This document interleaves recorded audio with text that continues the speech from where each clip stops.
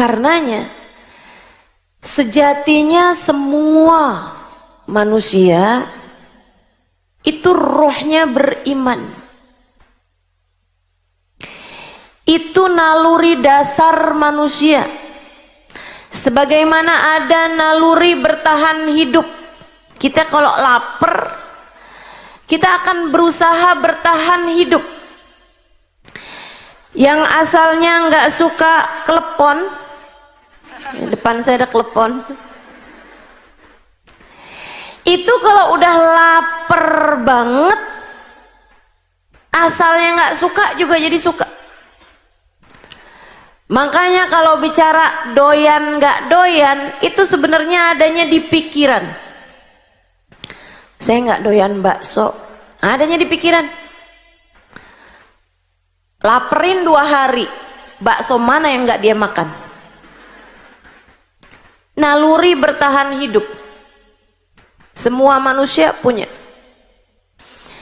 Naluri melanjutkan keturunan.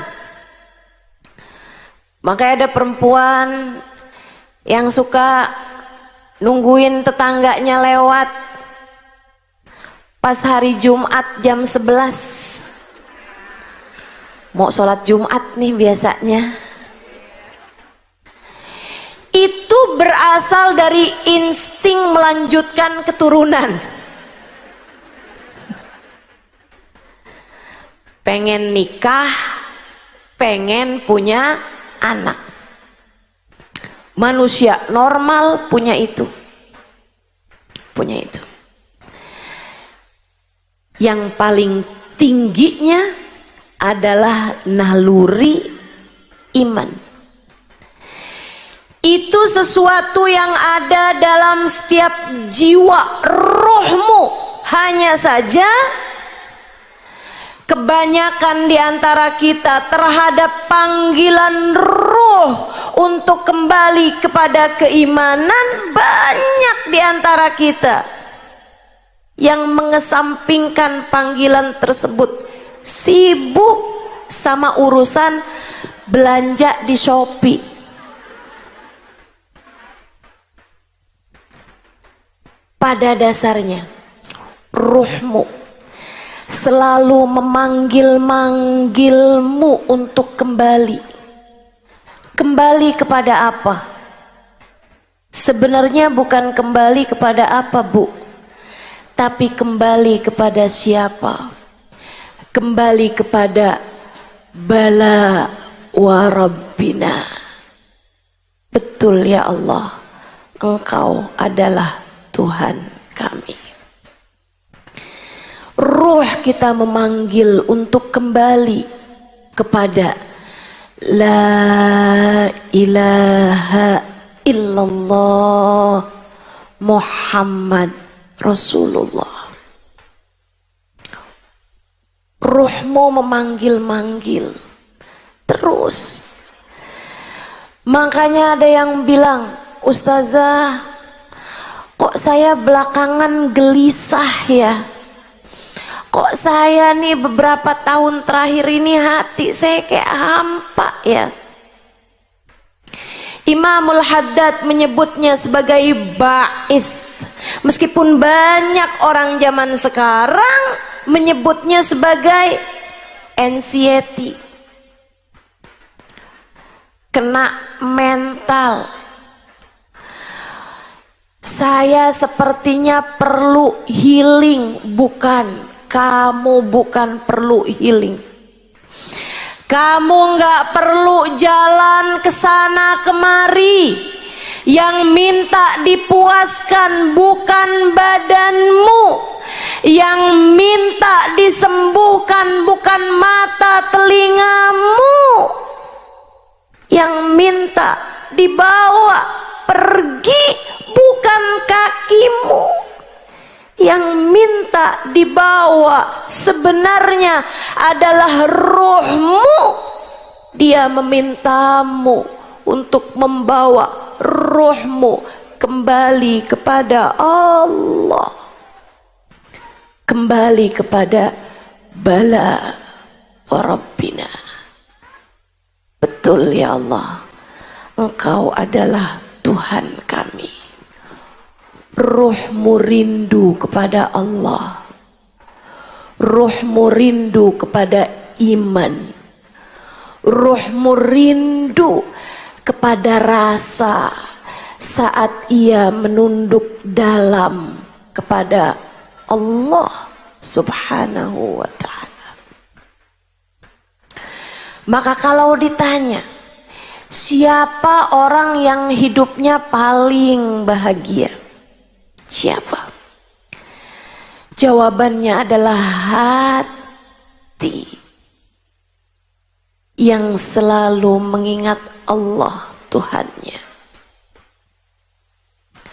Yang paling bahagia hingga enggak kenal penyakit mental.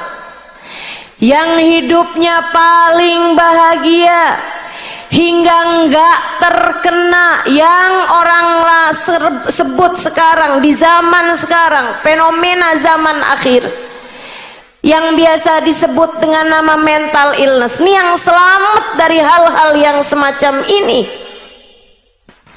adalah mereka yang hatinya tertambat, yang hatinya berlabuh kepada la ilaha illallah Muhammad Rasulullah. Merekalah yang Allah ceritakan dalam Al-Quran. A'udzu billahi minasyaitonir rajim.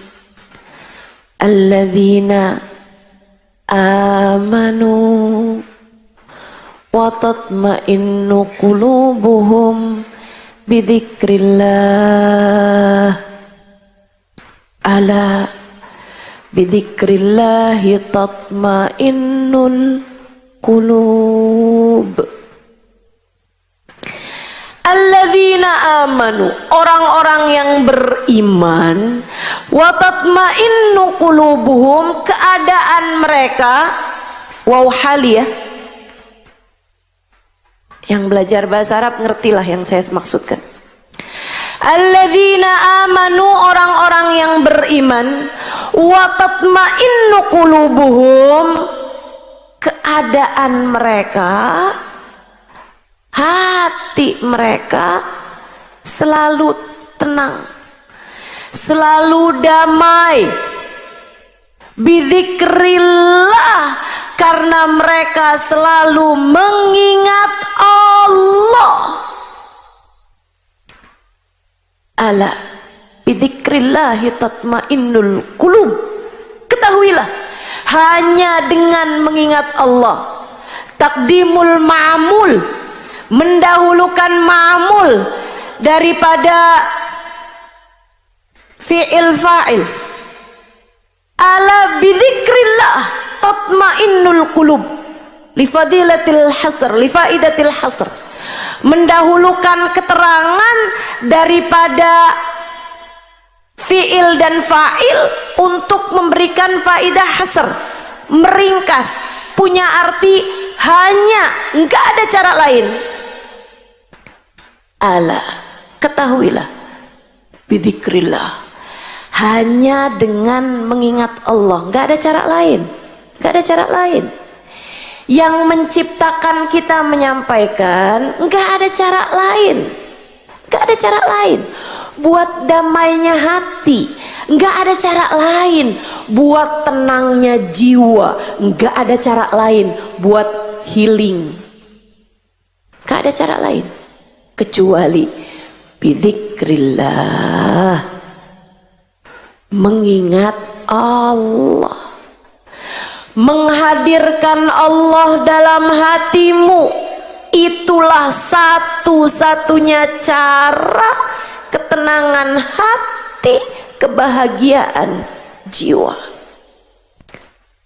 Sebaliknya, mafhum mukhalafah, sebaliknya, hati paling sengsara,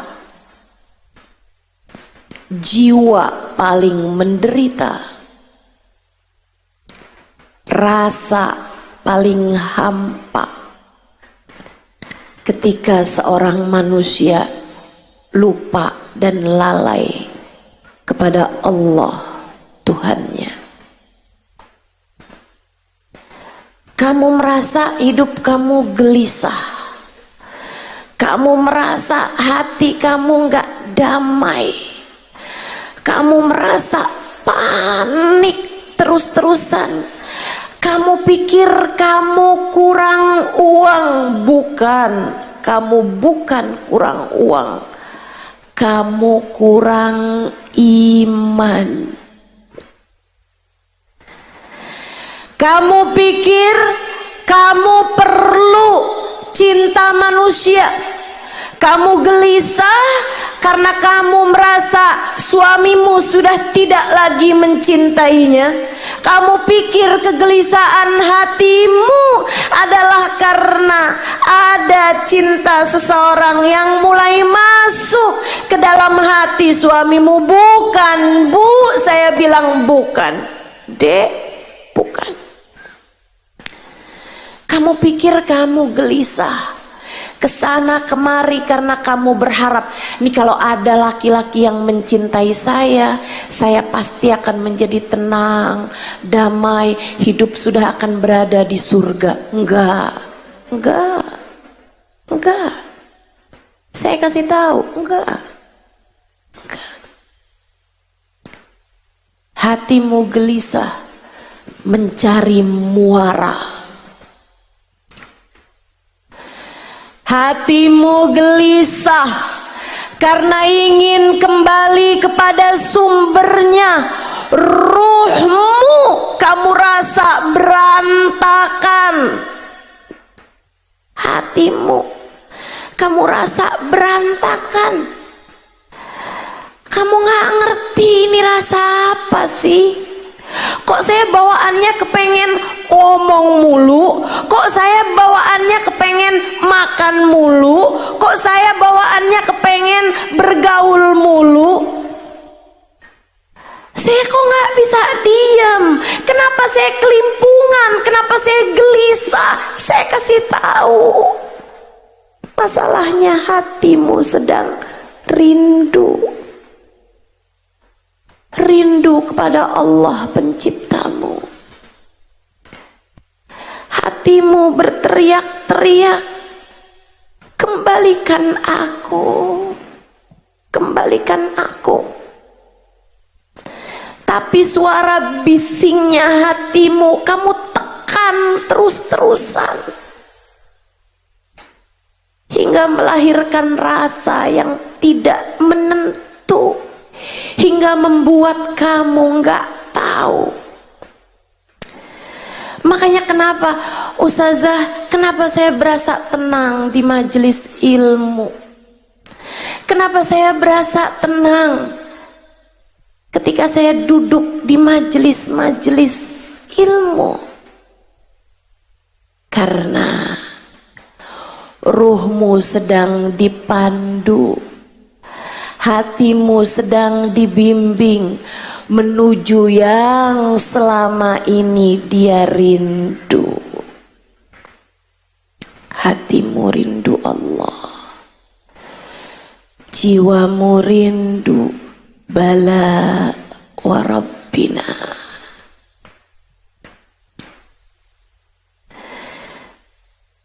Beberapa tahun lalu, ada mungkin belasan tahun lalu, satu hari saya ditelepon seorang kawan, Ustazah, bisa nggak ditemuin hari ini?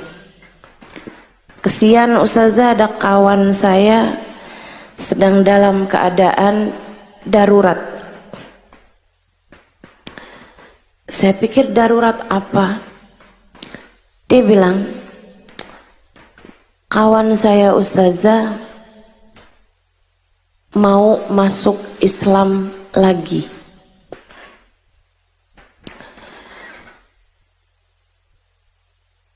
Maksudnya gimana? Saya bilang, dia pengen masuk Islam lagi Ustazah. Ceritanya panjang dah Ustazah, biarin nanti dia cerita sendiri mau Ustazah. Kapan Ustazah bisa ditemui dan di mana? Karena saya kesian, saya tahu rasanya hati ketika ingin segera kembali, kegelisahan yang luar biasa. Saya hari itu sedang ada kajian. Saya kasih tahu pagi di sini, siang di sini, ada kajian sore waktu itu. Terus dia bilang, baik ustazah, biar dia ketemu ustazah di kajian sore hari ya, di sebuah masjid di daerah Jakarta Pusat. Saya bilang boleh, tapi boleh nggak dia kalau datang pakai jilbab atau kerudung lah gitu, seenggaknya ditaruh di kepalanya biar nggak tampak aneh di hadapan orang-orang di masjid. Dia bilang baik ustazah, saya sampaikan. Saya nggak tahu dia pinjem kerudungan siapa, tapi hari itu kayak celana panjang, pakai blazer, pakai jas kerja gitu, dia datang sesudah saya kajian sore itu. Dia cerita, dengerin biar kamu ngerti keadaan jiwamu, biar kamu kenal sama dirimu. Dia bilang, ustazah, saya punya suami, saya punya anak, semua keadaan baik-baik aja. Saya punya pekerjaan mapan, saya punya cukup uang, saya punya rumah, saya punya cukup tabungan. Dia bilang, tapi ustazah, belakangan ini saya hampir beberapa bulan ini nggak bisa tidur kecuali dengan minum obat tidur. Air mata saya ustazah kayak ada kerannya, mata saya kayak ada kerannya. Tiap lihat orang nangis, tiap lihat anak saya nangis, tiap apa nangis, saya gelisah enggak karuan. Sampai suami saya bawa saya ke gereja Kristen mereka ya. Dia bilang bawa saya menuju ke orang-orang yang diharapkan bisa menyembuhkan, dari mulai psikolog, psikiater. Gak ada ustazah, gak ada yang berhasil. Dia bilang, tapi ada satu waktu saya nangis. Saya kadang ustazah kalau nangis sampai meringkuk di lantai. Suami saya itu sampai gak tega gitu ngelihat saya. Dia bilang, yuk bangun, naik tempat tidur deh, naik ke tempat tidur. Saya nangis gelisah setengah mati. Saya teriak. Saya nggak ngerti apa yang terjadi sama diri saya. Saya sampai bilang sama suami saya, bawa deh saya kemana, sembuhkan saya. Dia bilang, suami saya bawa saya kesana kemari. Tapi nggak ada yang berhasil. Satu hari ustazah, saya lagi duduk di sofa, gelisah, saya nangis terus. Saya nggak ngerti apa yang terjadi sama saya. Saya kemudian mulai berdoa, Tuhan selamatkan saya,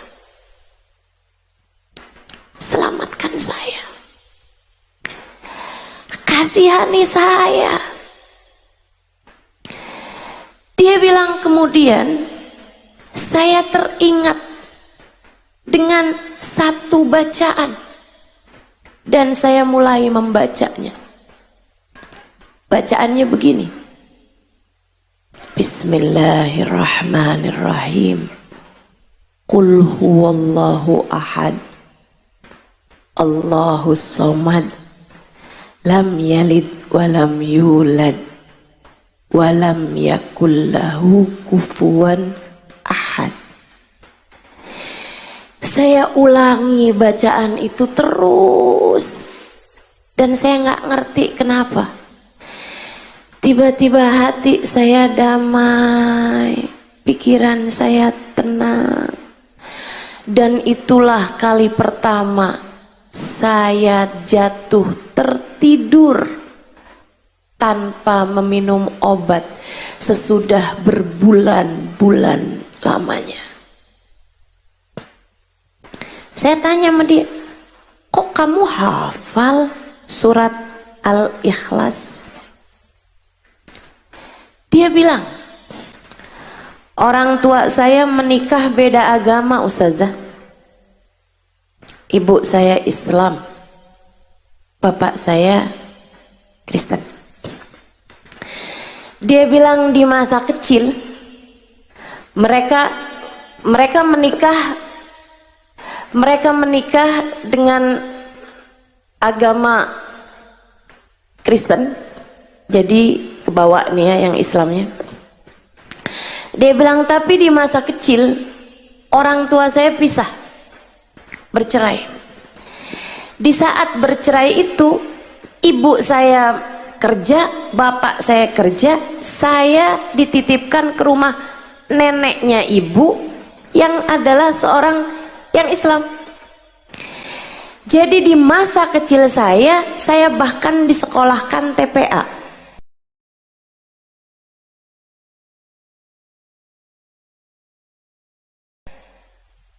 Neneknya Islam, sekolah TPA.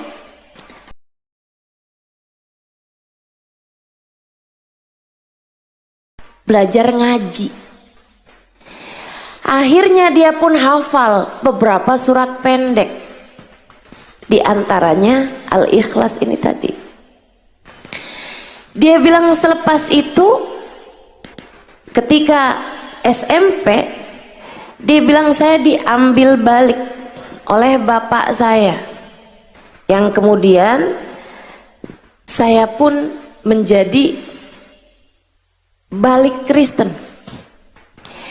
Dia bilang ketika saya remaja SMA, saya jadi nggak kenal agama, saya nggak punya agama.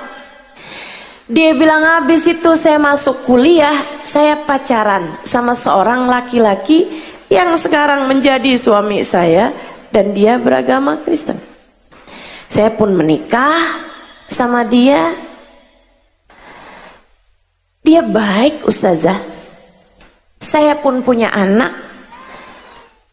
Dia pun juga baik-baik saja. Dia pinter, lucu, cakep. Dia bilang saya punya keluarga yang semuanya baik-baik aja. Sampai itu tadi apa yang saya ceritakan sama Ustazah.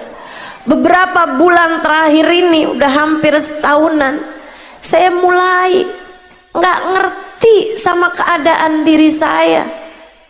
Saya menjadi takut untuk lihat orang, ketemu orang. Saya jadi gelisah, setengah mati hati saya. Sampai suami saya bawa kemana-mana. Saya hanya menangis terus-terusan. Badan saya sampai menjadi kurus. Saya nggak enak makan, nggak enak tidur, nggak enak ngapa-ngapain. Sampai suami saya bilang, saya akan melakukan apapun biar kamu sembuh. Saya bilang, nah kamu sekarang memutuskan masuk Islam? Iya Ustazah. Sesudah itu tadi Ustazah, sesudah saya merasakan ketenangan setiap kali membaca surat Al-Ikhlas, sehingga sejak saat itu sampai dengan sekarang kerjaan saya gak habis-habis, entah berapa ribu kali tiap hari saya baca surat Al-Ikhlas. Qul huwallahu ahad, katakanlah huwallahu ahad, dialah Allah Tuhanmu Sang Maha Esa. Allahus Somad, Allah lah satu-satunya tempat bersandar. Allah lah satu-satunya tempatmu bergantung. Allah lah satu-satunya tempatmu berserah. Lam yalid walam yulad, ia tidak beranak dan tidak pula diperanakkan. Walam yakullahu kufuwan ahad, tak ada sekutu baginya, dialah satu. Ketika dia bercerita, saya jadi faham betapa ruhnya merindukan bala wa rabbina. Saya faham betapa hatinya merindukan la ilaha illallah. Saya faham betapa jiwanya merindukan iman. Saya tanya sama dia, kalau kamu kembali kepada Islam, suami kamu bagaimana? Ustazah, saya udah tanya ini sama suami saya. Dia bilang, saya nggak bisa bantu kamu apa-apa. Jika itu bisa membuat kamu merasakan kembali kedamaian hatimu, silahkan saja. Dia udah sangat kesian sama saya, Ustazah. Tapi saya bilang sama dia, kalau kamu balik Islam, kamu menjadi fasad nikahnya sama suami kamu. Iya Ustazah, itu juga sudah saya sampaikan padanya. Tolonglah saya Ustazah, kembalikan saya kepada Islam. Saya sudah tidak sanggup lagi untuk jauh dari Allah. Saya sudah tidak sanggup lagi untuk hidup tanpa iman. Saya pun minta dia untuk ulurkan tanganmu, ucapkan asyhadu an la ilaha illallah wa asyhadu anna Muhammad Rasulullah. Biar kamu tahu, saya ceritakan ini biar kamu tahu, biar kamu ngerti. Saat hatimu gelisah, bukan selalu jalan keluarmu adalah buka aplikasi belanja. Biar kamu tahu, hari-harimu itu ketika kamu lagi merasa nggak tenang, ketika kamu lagi merasa kenapa nggak enak perasaan, ketika kamu lagi merasa dongkol, marah, kesel, nggak selalu jawabannya adalah kamu jalan-jalan, kamu bergaul, kamu ketemu si ini, kamu ketemu si itu, atau buru-buru kamu buka YouTube, kamu buka apapun HP-mu misalnya. Enggak gitu. Buru-buru kamu nonton sinetron yang kamu inginkan. Enggak selalu itu. Terkadang jawabannya adalah kembali kepada hatimu, kemudian mulai memanggil namanya. Ya Allah, Ya Allah, Ya Allah. Terkadang jawabannya adalah kembali kepada jiwamu, kemudian berkata padanya, tenang hati, kita punya Allah. Tenang jiwa, kita punya Allah. Sebut namamu. Tenang Halimah, kita punya Allah. Tenang, kita punya Allah. Pemilik alam semesta jagat raya, pengatur segala kehidupan di atas muka bumi ini. Remote-nya, kendalinya, dia yang pegang. La mani alima a'taita wala mu'tiya lima mana'ta wala radda lima qadaita wala yanfa'u dzal jaddi minkal jadd. Tak ada yang dapat memberi ketika Allah menghalangi. Tak ada yang dapat menghalangi ketika Allah hendak memberi. Tak ada yang dapat menolak jika Allah telah memutuskan. Dan tak ada kekuatan apapun dan siapapun yang bisa berkontribusi ketika Allah telah memutuskan untukmu segala sesuatu. Tak ada kekuatan apapun di atas kekuatan Allah Subhanahu wa ta'ala.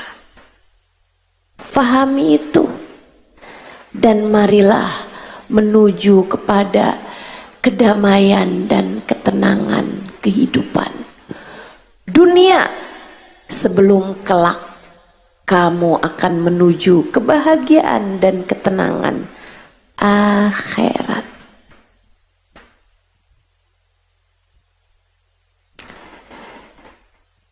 Saudaraku sekalian, setahun lalu saya ada pergi ke Jepang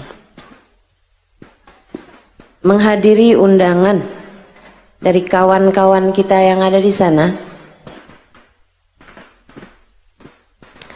Ada satu majelis, kalau saya nggak salah ingat, di Osaka.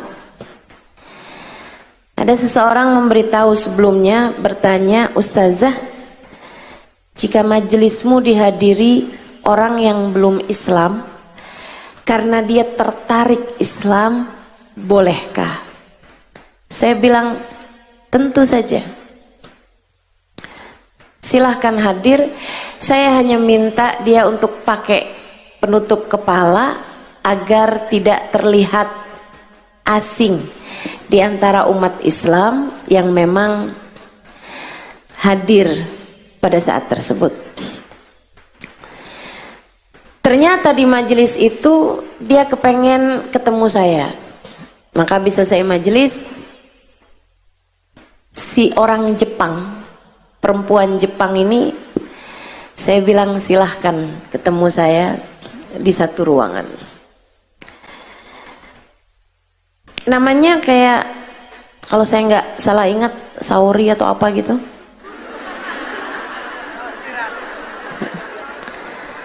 Iya ya. Cuman waktu pertama kali dengar namanya tuh saya nggak ketawa karena saya nggak tahu itu nama merek.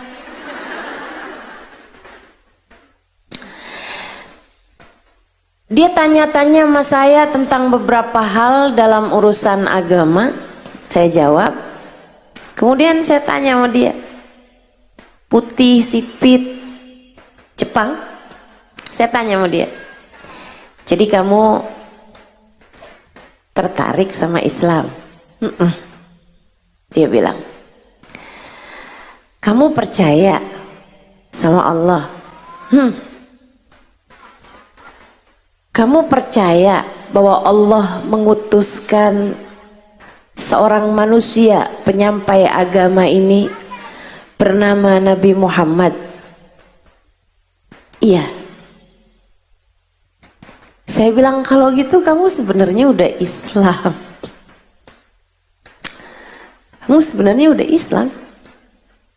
Cuman kamu kurang syahadat aja gitu. Gimana kalau saya syahadatkan kamu gitu? Dia sepertinya tertarik, tapi dia bilang, cuman masalahnya saya pasti bakalan ditentang sama orang tua saya. Sementara Islam kan nyuruh kita bakti sama orang tua, bukan? Saya bilang iya. Terus gimana caranya? Saya bilang kamu masuk Islam aja, tapi kamu nggak perlu kasih tahu orang tua kamu. Emang boleh begitu? Boleh. Islam soal rasa hati. Islam soal iman. Dan iman letaknya di dalam hatimu. Tapi kan kita harus sholat. Tapi kan kita harus tutup aurat. Saya bilang itu sesuatu yang furu'i, cabang. Nggak apa-apa, yang penting pokoknya aja dulu, Islam aja dulu. Tapi di masa-masa ini, sebelum kamu kasih tahu orang tua kamu bahwa kamu masuk Islam, kamu hanya perlu untuk semakin baik sama orang tua kamu, sebab Allah menyuruh kamu begitu. Kamu harus tambah bagus ngomongnya sama orang tua, tambah baik sikapmu sama orang tua, tambah sayang sama orang tua, harus tambah lebar senyum kamu di hadapan orang tua. Oh begitu? Iya. Sampai nanti kalau satu hari orang tua kamu tahu kamu Islam, kamu hanya perlu bilang, ibu, bapak, sebenarnya saya sudah Islam dari setahun yang lalu. Dan bapak ibu tentu tahu bahwa Islam menjadikan saya semakin baik kepadamu. Saya yakin saat itu mereka sudah tidak akan lagi keberatan dengan agama baru kamu. Oh begitu ustazah, baiklah. Teman-teman, saya pun mentalkinkan dia untuk masuk ke dalam agama Islam. Dan ini yang saya mau cerita sama kamu. Saya pegangi tangannya, saya minta dia ikutin saya. Asyhadu, asadu,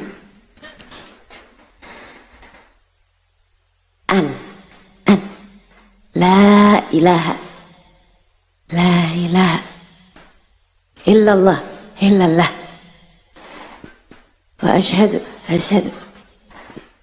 anna Muhammadan Rasulullah. Saudaraku sekalian, dia pun mengikuti kalimat syahadat saya, dan saya pun mentranslate kalimat syahadat bahasa Arab itu dengan bahasa Indonesia yang ditranslatekan. Dimulai kelibet-libet nih. Ditranslatekan ke dalam bahasa Jepang. Dia pun berbahagia dengan kalimat tersebut. Saya kemudian memeluknya erat.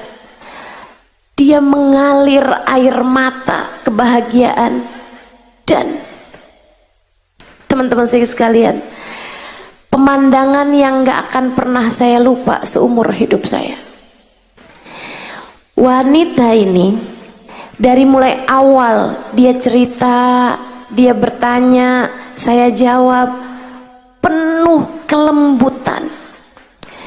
Begitu habis selesai saya talkinkan kalimat syahadat, dia lompat-lompat kegirangan.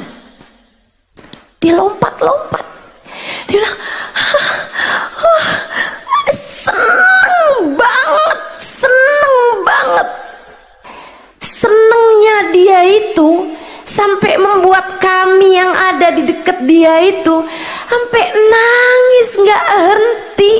Saya bilang, liatin rahmat, liatin rahmat kalau turun kepada seseorang, liatin iman, liatin kasih sayang Allah, liatin kasih sayang Nabi Muhammad terhadap umatnya.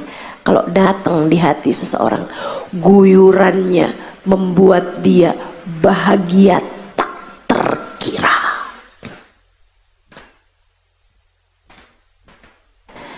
Makanya saya nggak aneh sama kamu ketika hadir di majelis ilmu, hadir di tempat yang semacam ini, senengmu luar biasa. Saya malah justru aneh kalau ada di antaramu hadir majelis ngobrol sama tetangganya, sibuk sama HP-nya. Saya aneh. Kesiannya hatimu bahkan sampai udah enggak tahu lagi rasanya rahmat. Kesiannya bahkan hatimu udah enggak kenal lagi sama rasanya guyuran cinta dari Allah Subhanahu wa ta'ala. Kamu sampai udah nggak kenal lagi. Saya nggak aneh kalau di majelis ada yang senderan kemudian terkantuk ketiduran. Bisa jadi rahmat yang turun sampai membuat lehermu berat.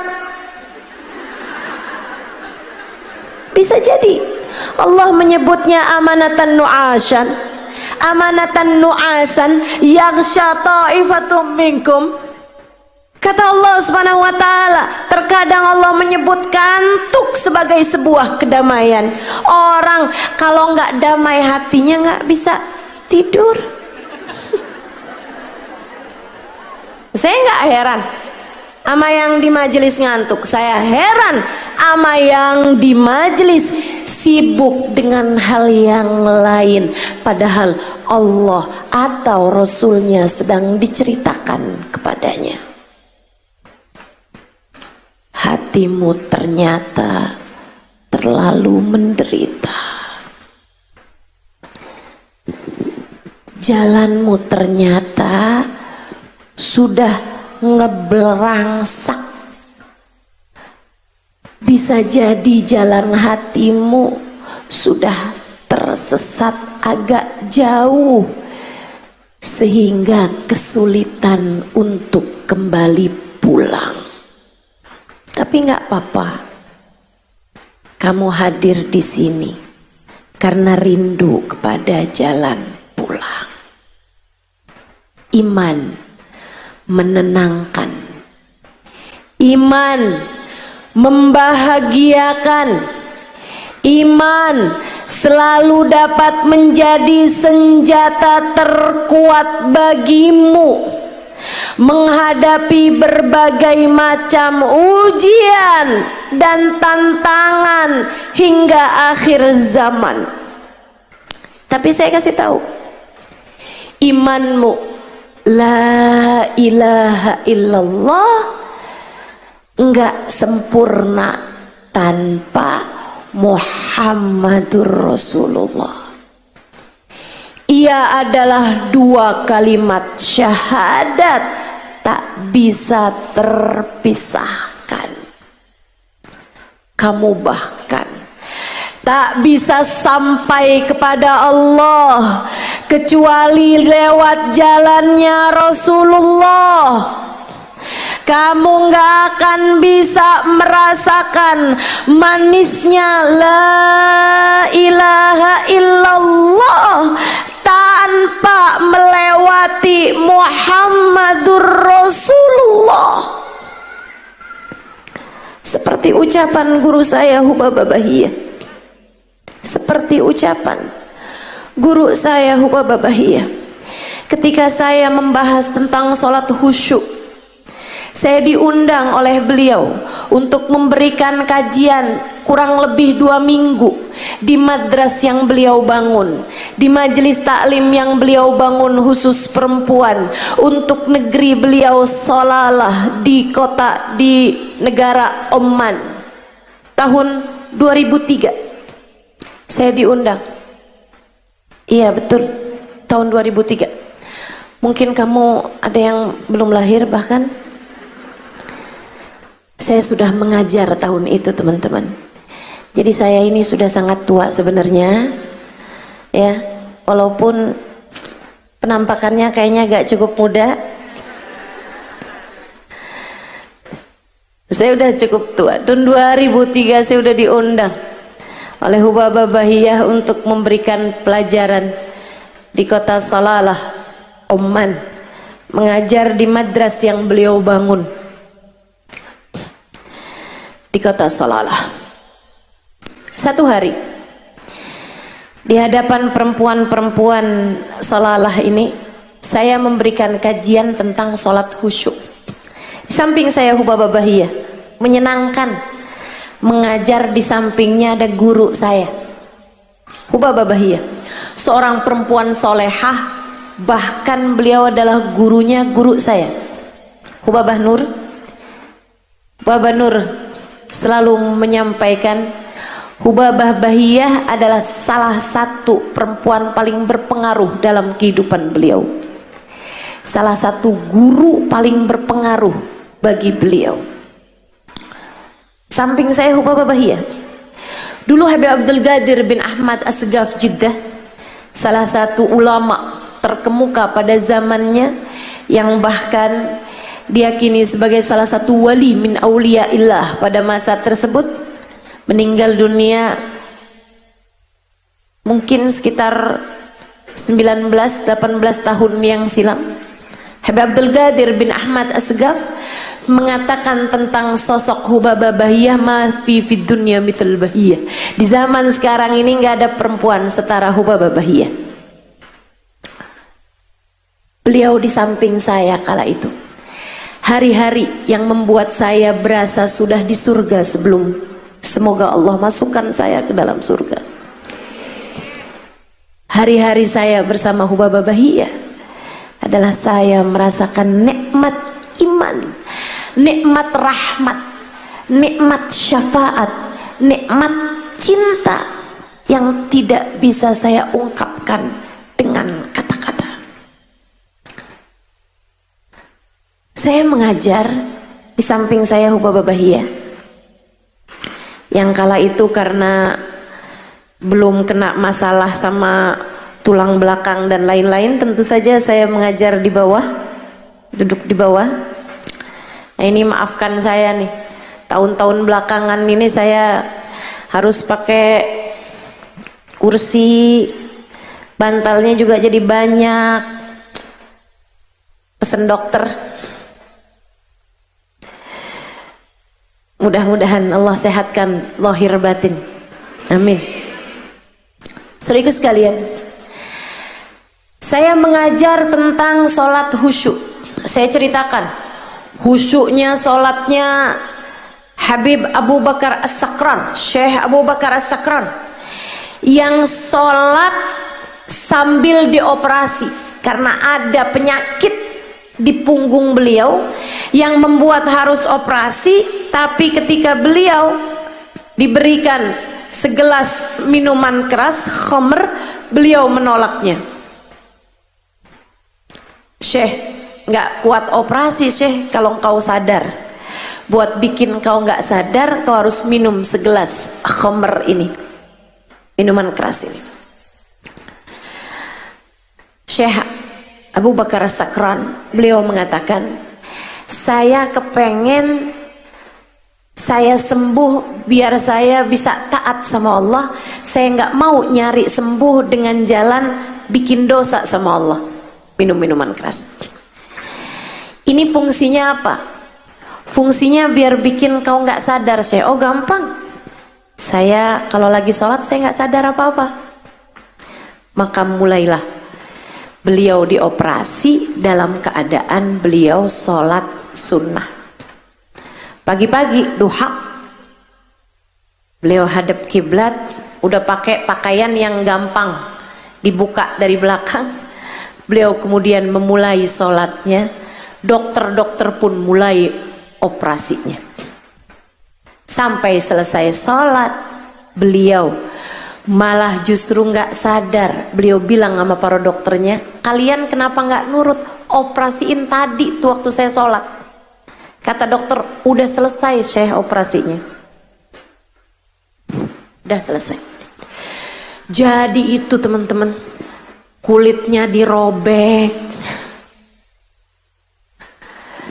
diambil penyakitnya, digunting, dijahit, nggak pakai bius, cukup dengan sholat.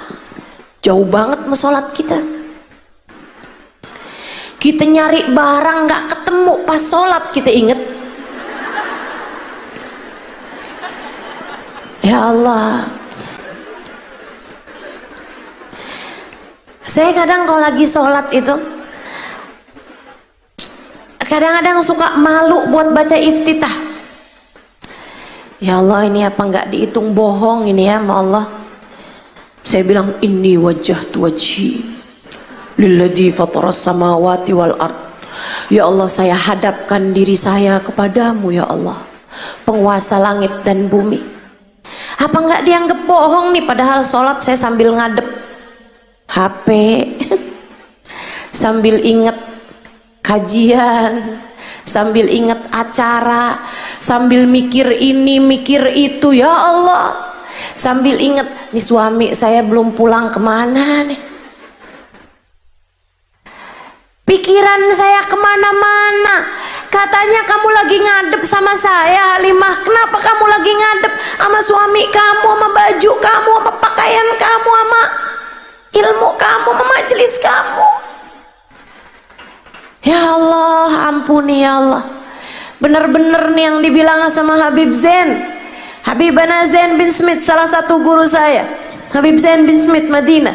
Beliau mengatakan, salatuna tahtaj ila istighfar. Salat kita ini perlu dimintain ampun sama Allah daripada dimintain pahala dari Allah. Bener banget, bener banget. Salat kita perluan dimintain ampun daripada dimintain pahala. Salat ngelambiar begitu, salat bising begitu, salat saya.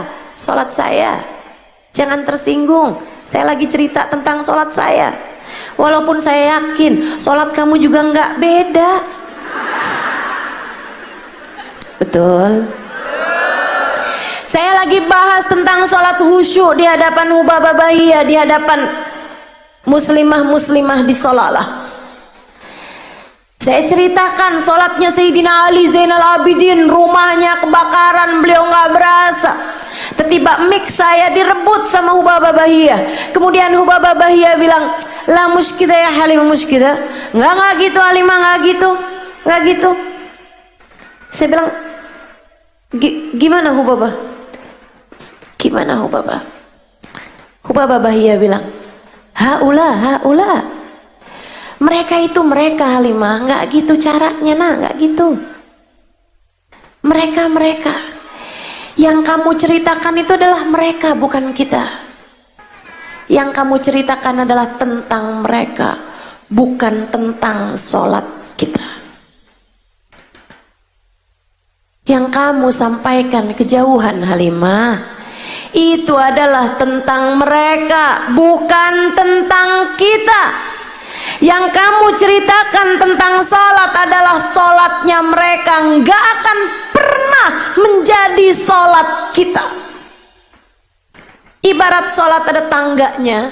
Yang kamu ceritakan, andai sholat itu ada 100 tangga untuk menjadi inna sholata tanha anil fahsya'i wal munkar, untuk menjadi sholatlah kamu. Aqimis sholata lidzikri. Sholat yang Allah maksudkan itu, andai ada 100 tangga, yang kamu ceritakan adalah orang-orang yang sudah menempuh tangga 98, 97, udah mau nyampe. Sementara kita ini naik di tangga 3, naik di tangga 4, kemudian merosot lagi ke tangga 2. Kejauhan. Kita akan tetap sholat, kita akan tetap sholat. Sholat adalah kewajiban antara kita dengan Allah Subhanahu wa ta'ala. Kita nggak akan tinggal sholat fardu, sholat sunnah, kita akan tetap kerjakan. Tapi berharap suatu hari rumah kamu kebakaran, keluar dari sholat kejauhan, berharap kamu bisa dioperasi tanpa bius hanya karena kamu mengerjakan sholat kejauhan. Gak bisa, gak ada, gak ada. Saya pastikan sama Hubabah Bahiyah, ilmu besar yang saya dapatkan hari itu, untuk saya akan menyampaikannya seperti yang sedang saya lakukan sekarang. Saya harus memastikannya. Jadi saya tanyakan saat itu kepada Hubabah Bahiyah. Saya tuh sampai suka mikir loh Bu, Kak, Dek, jangan-jangan hidup saya nih banyak bertemu dengan perempuan-perempuan solehah, perempuan-perempuan hebat, agar saya dapat menceritakannya kepadamu. Jangan-jangan Allah pertemukan saya dengan orang-orang hebat, laki-laki dan perempuannya, para wali-wali, para ulama-ulama yang luar biasa, arifin billah, orang-orang yang kenal kepada Allah, arifin bi Rasulillah, orang-orang yang kenal dekat dengan Nabi Muhammad, adalah karena rahmatnya Allah kepadamu, hingga saya bisa menceritakannya padamu. Saya sampai takut, jangan-jangan jatah saya dari pertemuan-pertemuan indah itu adalah sekedar saya dapat menceritakannya kepadamu tanpa mendapatkan jatah selain daripada itu. Doakan biar saya enggak kehalangan berkah dari orang-orang mulia yang saya temui dalam hidup saya. Hari itu saya memastikannya kepada Hubabah Bahiyah. Saya bilang, Hubabah, jadi maksudmu kita nggak bisa sampai kepada Allah dengan sholat kita? Iya, kata beliau, kita lan nasil ilallah bisolatina, kita nggak akan pernah bisa sampai kepada Allah dengan sholat kita. Iman yang ada di dalam hati kita nggak akan pernah cukup untuk menjadikan sholat kita sehusyuk itu. Bukankah iman ada kadarnya? Iman kita nggak akan bisa nyampe, kata Hubabah Bahiyah, untuk bikin sholat kita sehusyuk itu, senikmat itu, nggak bisa. Bukan karena sholatnya nggak bisa nyampein orang kepada Allah, bukan, tapi kitanya yang nggak akan bisa meraih kehusyuan sholat sehingga sampai bisa memastikan kita tiba sampai kepada Allah. Usul ilallah bisolatina, enggak.